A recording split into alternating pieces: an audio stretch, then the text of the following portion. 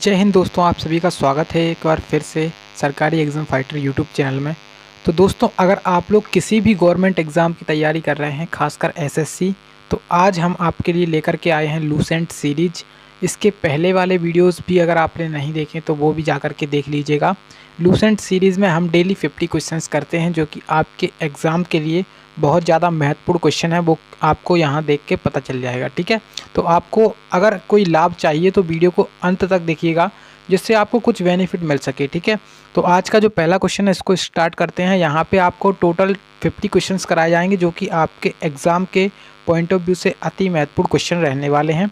आज का पहला क्वेश्चन आपके सामने है, मोहिनी अट्टम नृत्य शैली किस राज्य से संबंधित है? तो जो मोहिनी अट्टम नृत्य शैली है वो किस राज्य से संबंधित है?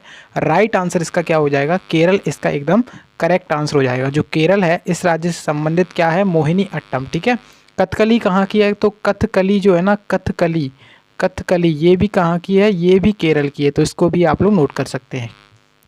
नेक्स्ट क्वेश्चन आपसे पूछा गया है, भरतनाट्यम नृत्य शैली मुख्यतः किस राज्य से संबंधित मानी जाती है? तो जो भरतनाट्यम है ना, वो कहाँ पे सबसे ज़्यादा होता है? मुख्यतः कहाँ की नृत्य शैली मानी जाती है? तमिलनाडु इसका एकदम करेक्ट आंसर हो जाएगा। तो एसएससी का ये फेवरेट क्वेश्चन है, एसएससी इसको बार बार पूछा करती है, तो आप लोग इनको जरूर याद करिएगा। ठीक है, नेक्स्ट क्वेश्चन देखते हैं। अब देखिए, नेक्स्ट क्वेश्चन कह रहा है आपसे, कथकली किस राज्य का शास्त्रीय नृत्य है? तो जो कथकली है वो अभी मैंने आपको बताया केरल का है। आंसर क्या हो जाएगा इसका? केरल इसका एकदम करेक्ट आंसर हो जाएगा। नेक्स्ट क्वेश्चन आपसे कह रहा है कि केसर का सर्वाधिक उत्पादन किस राज्य में होता है? तो केसर का सर्वाधिक उत्पादन जो है ना वो किस राज्य में होता है? तो जम्मू कश्मीर राज्य में होता है। राइट आंसर इसका क्या हो जाएगा? जम्मू कश्मीर इसका एकदम करेक्ट आंसर हो जाएगा। ठीक है, अब देखो नेक्स्ट क्वेश्चन आपसे कहता है कि भारत में प्रथम बहुउद्देशीय परियोजना का निर्माण किस नदी पर किया गया है? तो भारत में पहली बहुउद्देशीय नदी घाटी परियोजना है, इसका निर्माण किस नदी पर किया गया है? दामोदर नदी पर किया गया है। राइट आंसर इसका क्या हो जाएगा? दामोदर इसका एकदम करेक्ट आंसर हो जाएगा। ठीक है, अब देखो नेक्स्ट क्वेश्चन आपसे कह रहा है, आप लोग देखते हुए चलिए क्वेश्चन को, इंडियन नेशनल कांग्रेस के प्रथम अध्यक्ष कौन थे? यानी कि भारतीय राष्ट्रीय कांग्रेस के पहले अध्यक्ष कौन थे? तो व्योमेश चंद्र बनर्जी जो थे वो पहले अध्यक्ष थे भारतीय राष्ट्रीय कांग्रेस के। राइट आंसर इसका व्योमेश चंद्र बनर्जी हो जाएगा। ठीक है, नेक्स्ट क्वेश्चन कह रहा है, गांधी जी किसे अपना राजनीतिक गुरु मानते थे? तो जो गांधी जी के राजनीतिक गुरु थे वो कौन थे? गोपाल कृष्ण गोखले। कौन थे? गोपाल कृष्ण गोखले इसका एकदम करेक्ट आंसर है। नेक्स्ट क्वेश्चन देखते हैं। अब नेक्स्ट क्वेश्चन क्या कह रहा है? नेक्स्ट क्वेश्चन आपसे कह रहा है कि अंतर्राष्ट्रीय शांति एवं सुरक्षा को बनाए रखने की जिम्मेदारी संयुक्त राष्ट्र संघ के किस अंग की है? तो जो अंतर्राष्ट्रीय शांति और सुरक्षा की जिम्मेदारी है वो संयुक्त राष्ट्र संघ के किस अंग की है? तो सुरक्षा जो परिषद है इसकी जिम्मेदारी है। आंसर क्या हो जाएगा? सुरक्षा परिषद इसका एकदम करेक्ट आंसर हो जाएगा। नेक्स्ट क्वेश्चन आपसे क्या कह रहा है? नेक्स्ट क्वेश्चन कह रहा है कि नोबेल पुरस्कार पाने वाला पहला भारतीय नागरिक कौन था? तो जो नोबेल पुरस्कार प्राप्त किया जिसने पहला भारतीय कौन था? तो वो थे अपने रविंद्रनाथ टैगोर। इन्हें सन 1913 में नोबेल पुरस्कार मिला था, जो कि इन्होंने एक गीतांजलि नामक पुस्तक की लिखी थी, उसके लिए इन्हें एक नोबेल पुरस्कार मिला था। नोबेल पुरस्कार कितने क्षेत्रों में दिया जाता है और नोबेल पुरस्कार की शुरुआत कब हुई थी? तो 1901 में नोबेल पुरस्कार की शुरुआत हुई थी। पहले ये 5 क्षेत्रों में दिया जाता था, लेकिन ये अब 6 क्षेत्रों में दिया जाता है। अब आप लोग मुझे कमेंट बॉक्स में बताएं कि जो नोबेल पुरस्कार है वर्तमान में 2022 में कितने लोगों को मिला है और किस किस क्षेत्र में मिला है। नेक्स्ट क्वेश्चन आपसे क्या कह रहा है? नेक्स्ट क्वेश्चन कह रहा है कि मिड डे मील योजना किस वर्ष शुरू हुई थी? जो मिड डे मील योजना है वो किस वर्ष शुरू हुई थी? 1995 इसका एकदम करेक्ट आंसर हो जाएगा। यानी कि 1995 में मिड डे मील योजना शुरू हुई थी। राइट आंसर इसका क्या हो जाएगा? 1995 इसका एकदम करेक्ट आंसर हो जाएगा। नेक्स्ट क्वेश्चन क्या कहता है आपसे? देखो, अब नेक्स्ट क्वेश्चन आपसे कह रहा है कि बांग्लादेश का राष्ट्रगान कौन सा है और इसे किसने लिखा है? तो जो बांग्लादेश का राष्ट्रगान है वो कौन सा है? आमार सोनार बांग्ला। क्या है? आमार सोनार बांग्ला जो इसका राष्ट्रगान है और किसके द्वारा लिखा गया है? रविंद्रनाथ टैगोर जी के द्वारा लिखा गया है। राइट आंसर आपका ये हो जाएगा। ठीक है, अब देखो नेक्स्ट क्वेश्चन आपसे कहता है कि लोधी वंश के संस्थापक कौन थे? तो जो बहलोल लोधी थे वो कौन थे? लोधी वंश के संस्थापक थे। अब इसके अंतिम शासक के बारे में आप लोग मुझे कमेंट बॉक्स में बताएंगे, क्योंकि एसएससी में बार बार ये पूछे जाते हैं कि इस वंश का संस्थापक कौन था और इस वंश का अंतिम शासक कौन था। इस तरीके से आपसे कई बार एग्जाम में क्वेश्चन पूछ लिया जाता है। देखो अब आपसे नेक्स्ट क्वेश्चन कहता है कि किस संविधान संशोधन को मिनी कॉन्स्टिट्यूशन कहते हैं, यानी कि लघु संविधान कहा जाता है। तो कौन सा संविधान संशोधन हुआ था ऐसा? तो 42वां संविधान संशोधन, यानी कि जो 42वां संविधान संशोधन है, अब ये कब हुआ था? तो 1976 में 42वां संविधान संशोधन हुआ था। तो इसे क्या कहा जाता है? इसे कहा जाता है क्या?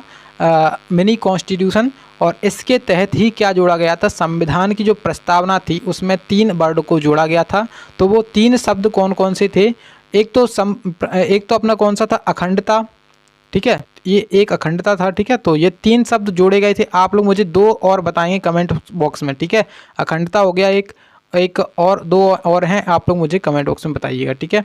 अब देखो नेक्स्ट क्वेश्चन आपसे क्या कहता है।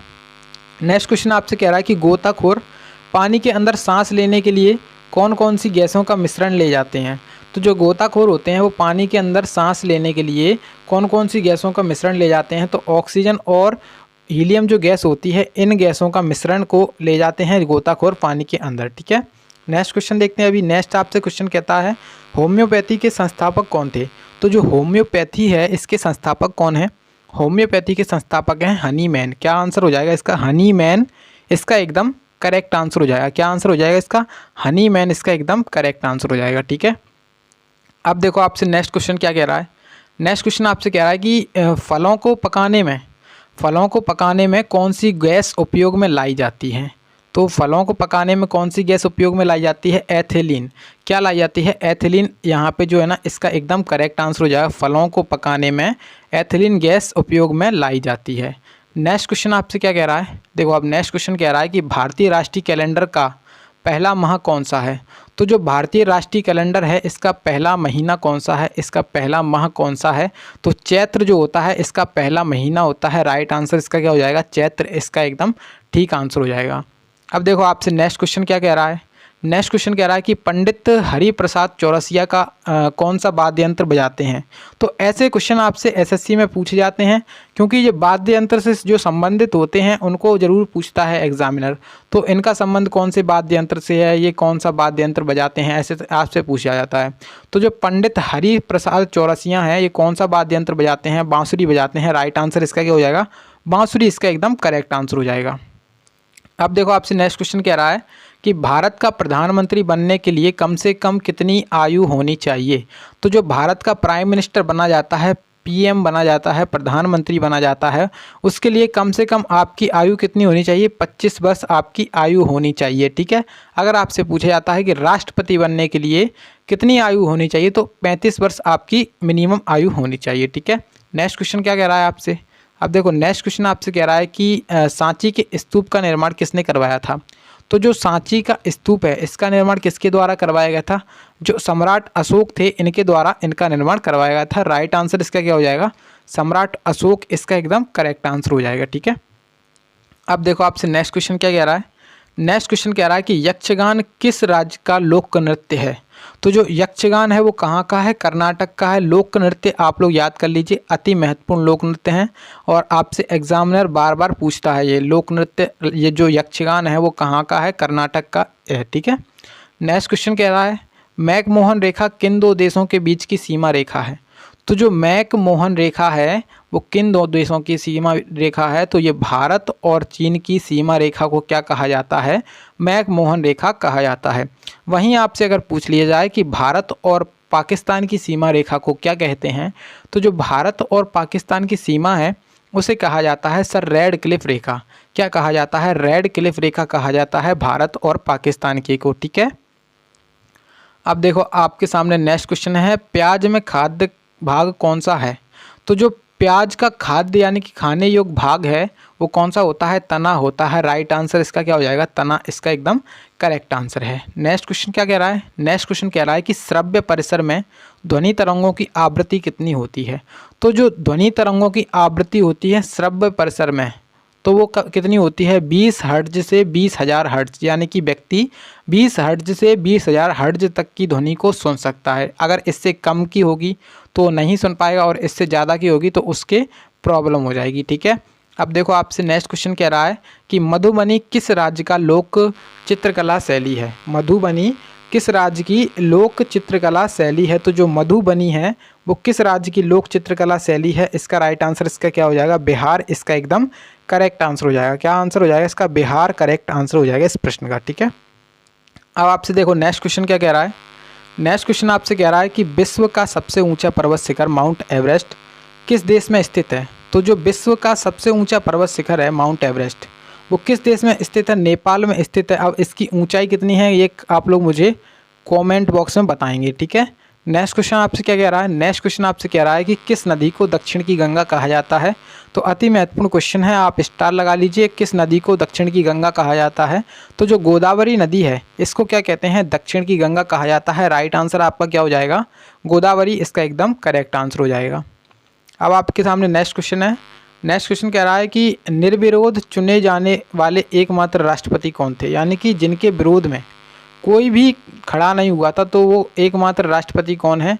तो एकमात्र राष्ट्रपति हैं नीलम संजीवा रेड्डी। राइट आंसर इसका क्या हो जाएगा? नीलम संजीवा रेड्डी। ठीक है, नेक्स्ट क्वेश्चन कह रहा है कि संसार का सबसे बड़ा डेल्टा सुंदरबन डेल्टा कौन सी नदी बनाती है? देखिए, जो सुंदरबन डेल्टा है वो कहाँ पे बनता है? पश्चिम बंगाल के साइड में बनता है। और ये कौन कौन सी नदियाँ आपस में जब मिलती हैं तो वो बनाती हैं? तो जो गंगा और ब्रह्मपुत्र है उसके मिलन के बाद ये बनता है, सबसे बड़ा डेल्टा होता है और इसका नाम क्या है? सुंदरबन डेल्टा। ठीक है, गंगा और ब्रह्मपुत्र नदियों के द्वारा बनाया जाता है। नेक्स्ट क्वेश्चन देखते हैं। अब नेक्स्ट आपसे क्वेश्चन कह रहा है कि सिंधु घाटी सभ्यता का बंदरगाह वाला नगर कौन सा था? जो सिंधु घाटी सभ्यता थी इसका बंदरगाह वाला नगर कौन सा था? तो सिंधु घाटी सभ्यता का बंदरगाह वाला नगर कौन सा था? तो लोथल था। अब लोथल कहाँ पर स्थित है वर्तमान में? तो लोथल वर्तमान में कहाँ पर स्थित है? तो गुजरात में स्थित है। इसको भी आप लोग नोट कर सकते हैं। ठीक है, तो ये जो बंदरगाह वाला नगर था वो कौन सा था? लोथल था। ठीक है, अब देखो नेक्स्ट क्वेश्चन आपसे कह रहा है कि किसे सितार और तबले का जनक माना जाता है? तो किसे माना जाता है सितार और तबले का जनक?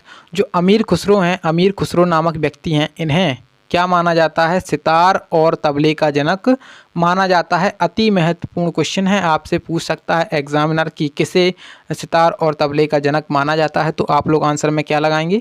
अमीर खुसरो आप लोग आंसर में लगाने वाले हैं। अब देखो आपसे नेक्स्ट क्वेश्चन क्या कह रहा है। नेक्स्ट क्वेश्चन कह रहा है कि विश्व का सबसे ऊंचा पठार कौन सा है? तो अगर आपसे पूछा जाता है कि विश्व का सबसे ऊंचा पठार कौन सा है तो आप लोग आंसर में लगाएंगे पामीर या फिर तिब्बत का पठार। क्या आंसर आएगा? पामीर या फिर तिब्बत का पठार। और इसका एक उपनाम भी है, उसे कहते हैं संसार की छत। तो संसार की छत किसे कहा जाता है? पामीर के पठार को ही कहा जाता है संसार की छत। ठीक है, अब देखो आपके सामने नेक्स्ट क्वेश्चन है, योजना आयोग का अध्यक्ष कौन होता है? तो जो योजना आयोग है ये अभी वर्तमान में संस्था खत्म हो चुकी है। इसका अध्यक्ष कौन होता है? इसका अध्यक्ष होता है प्रधानमंत्री। इसका नया नाम क्या है? तो इसका जो नया नाम है वो क्या है? नीति आयोग। क्या नाम है इसका? नीति आयोग इसका वर्तमान में नाम है, जिसकी स्थापना कब करी गई थी? यानी कि जो योजना आयोग था उसका नाम बदल करके नीति आयोग रख दिया। तो अब ये नाम कब बदला था वो बात करते हैं। तो नाम बदला था 1 जनवरी सन 2015 को। जो योजना आयोग था इसका नाम बदल करके नीति आयोग कर दिया गया था। ठीक है, अब देखिए हम बात करते हैं कि योजना आयोग जो है अब नीति आयोग बन चुका है। अब नीति आयोग के वर्तमान में अध्यक्ष कौन है? तो जो भारत का प्रधानमंत्री होगा वही इसका अध्यक्ष होता है। तो वर्तमान में इसके अध्यक्ष कौन है? प्रधानमंत्री नरेंद्र मोदी इसके वर्तमान में अध्यक्ष हैं। ठीक है, अगर आपसे पूछा जाता है कि इसकी उपाध्यक्ष कौन है तो उपाध्यक्ष आपसे पूछा जा सकता है। उपाध्यक्ष काफ़ी ज़्यादा इम्पोर्टेंट हैं क्योंकि ये पहली महिला अध्यक्ष हैं। ठीक है, उपाध्यक्ष पहली महिला अध्यक्ष हैं। ठीक है, तो इसको आप लोग नोट कर सकते हैं। उपाध्यक्ष कौन है? उपाध्यक्ष हैं सुमन बेरी। ठीक है, सुमन बेरी। ठीक है, और इसके अगर आपसे सीईओ पूछा जाए तो इसके सीईओ कौन है? इसके सीईओ कौन है? तो परमेश्वर अय्यर इसके सीईओ हैं नीति आयोग के। ठीक है, तो ये चीज़ें इंपॉर्टेंट हैं, इस वजह से मैं आपको बता रहा हूँ और आप लोग भी इन्हें याद करते हुए चलिएगा। नेक्स्ट क्वेश्चन आपसे कह रहा है कि वनस्पति घी के निर्माण में कौन सी गैस प्रयुक्त होती है? तो जो वनस्पति घी होता है इसके निर्माण में कौन सी गैस सबसे ज़्यादा प्रयुक्त करी जाती है, प्रयुक्त होती है? तो हाइड्रोजन जो गैस होती है उससे इसका निर्माण होता है। राइट आंसर इसका क्या हो जाएगा? हाइड्रोजन इसका एकदम करेक्ट आंसर हो जाएगा। नेक्स्ट क्वेश्चन आप देखते हैं। नेक्स्ट क्वेश्चन आपसे कह रहा है कि इंग्लिश चैनल पार करने वाला पहला भारतीय कौन था? तो जो इंग्लिश चैनल पार किया वो पहला भारतीय कौन था? तो मिहिर सेन मिहिर सेन नामक एक भारतीय था जिसने इंग्लिश चैनल को पार किया। राइट आंसर इसका क्या हो जाएगा? मिहिर सेन इसका एकदम राइट आंसर हो जाएगा। आप लोग स्टार लगा लीजिए, अति महत्वपूर्ण क्वेश्चन है, क्वेश्चन पूछा जा सकता है। नेक्स्ट क्वेश्चन कह रहा है आपसे कि एक अश्व शक्ति कितने वाट के बराबर होती है? तो जो एक अश्व शक्ति होती है उसमें कितने वाट होते हैं? उसमें होते हैं 746 वाट। कितने होते हैं? 746 वाट इसका एकदम करेक्ट आंसर हो जाएगा। कितना? 746 वाट इसका एकदम ठीक आंसर हो जाएगा। अब देखिए नेक्स्ट प्रश्न आपसे क्या कह रहा है। तो नेक्स्ट प्रश्न आपसे कह रहा है कि पानी की बूंदों के गोल होने का क्या कारण होता है? जो पानी की बूंद होती हैं उनके गोल होने का कारण होता क्या है आखिरकार? तो उनका जो कारण होता है वो होता है पृष्ठीय तनाव, यानी कि पृष्ठ तनाव के कारण क्या होता है? पानी की बूंदें गोल होती हैं। जैसे कि आप वर्षा का पानी देख लें या फिर कोई सा भी पानी देख लें, अगर उसकी एक बूंद गिराएंगे आप लोग तो वो कैसी हो जाएंगी? गोल होती हैं। ठीक है, नेक्स्ट क्वेश्चन देखते हैं। अभी आपके सामने नेक्स्ट प्रश्न है और इसमें आपसे कह रहा है कि मानव निर्मित प्रथम रेखा कौन सा है?